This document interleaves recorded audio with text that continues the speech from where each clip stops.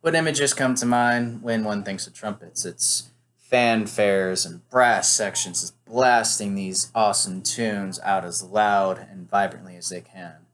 And trumpets are actually an incredibly old instrument. There have been trumpets found in Egypt that have been dated from the second millennium before Common Era. And these really old trumpets were mostly used for communication. And it isn't until we get to the Middle Ages that we start to see them used as musical instruments. Now, these first few instruments were only really used and can only play a few notes. There wasn't a whole lot of chromaticism you could do about this.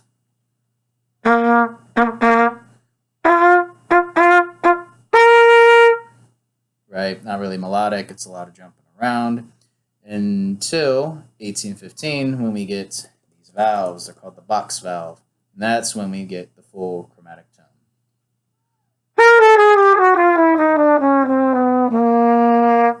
And we can play chromatically and melodically, especially in the lower registers. As I've said, I'm sure you've heard great fanfares and trumpet sections and brass sections doing anthems and the Star Wars theme and all that, these great inspiring sections. Maybe that seems a little intimidating, like, oh, that instrument sounds really hard to learn. Like all instruments, it can be a little difficult, but it can also be a wonderful and amazing experience. And there's many styles. There's classical, jazz, pop, folk. There's so many different things you can do with the trumpet. It's only limited by your imagination. And what can be more fun than learning to make wonderful music to share with your loved ones? Now, I've played music for 18 years on many instruments and different styles.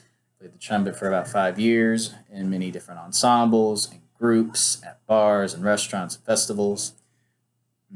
And I've played with the LA Tech Jazz Band many times, doing many solos and many features. The big thing I want you to get from this today are the three, what I consider the big basics of playing the trumpet, and that is breathing, the lips, and the fingers or the valves. So starting with the most important thing is the breath.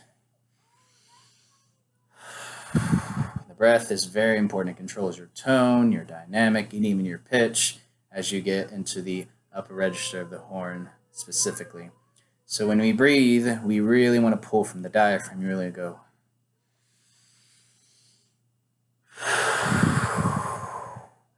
And when you do this, you can either do it with just the mouthpiece or you can do it mouthpiece and horn. But I want you to breathe in as much as possible from the diaphragm. Go.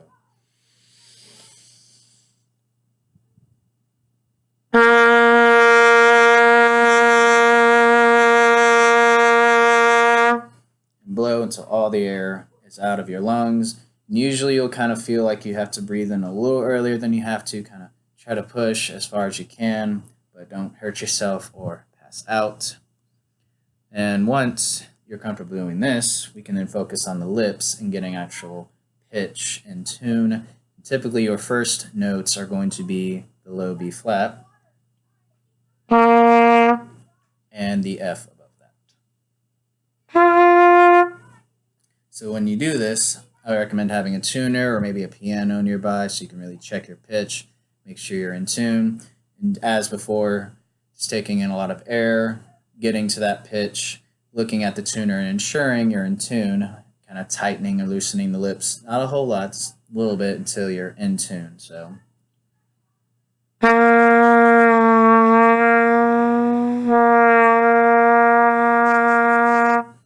And then holding that in tune as long as possible or comfortable. And then these are normally known as long tones, staying on one pitch for as long as comfortable as possible and staying on pitch and with a decent tone as long as you can. Then, once you're able to move between these two pitches with relative ease, as you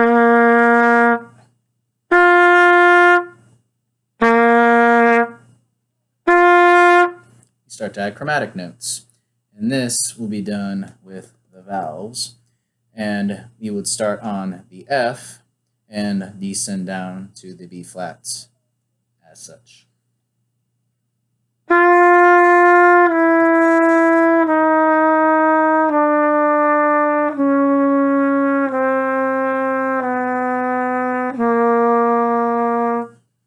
When you do this as previously, you want to stay on each note with the tuner, looking at it, making sure it's in tune, and you're producing a good, clear, strong tone until you can go through all these chromatic tones in tune.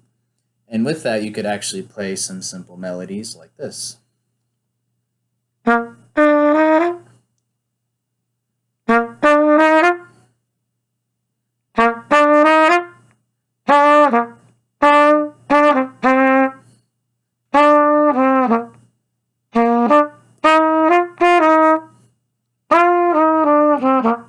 And you can improv a little bit if jazz is your style.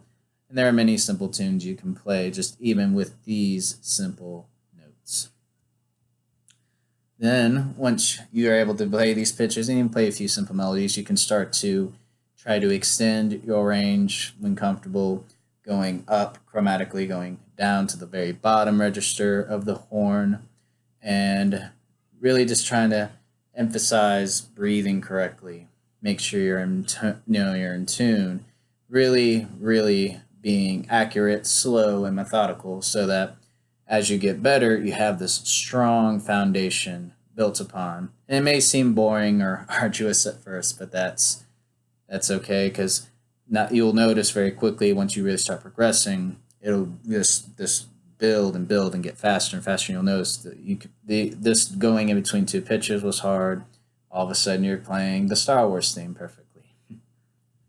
So, in conclusion, I would hope from this today that you learned how to breathe very effectively, have a good learning how to breathe like a good wind player from the diaphragm, filling as much as you can and filling the horn, not just blowing at the mouthpiece but through the horn, adjusting your lips so you can be in tune, and then knowing how to use the vowels and how to play those chromatic tones and learn how to maybe play a few simple tunes. And there's lots of styles that use the great, bright, awesome tone of the trumpet. They can be found in jazz, classical, pop, and hip hop. And they offer just decades, and the sky's the limit with an instrument. It only is limited by how far your creativity will soar. So when you are playing the trumpet, let your imagination just guide where you want to go. Let it take you far. Just let it take you far. Let it take you to soar. You only need a horn and a hunger to learn.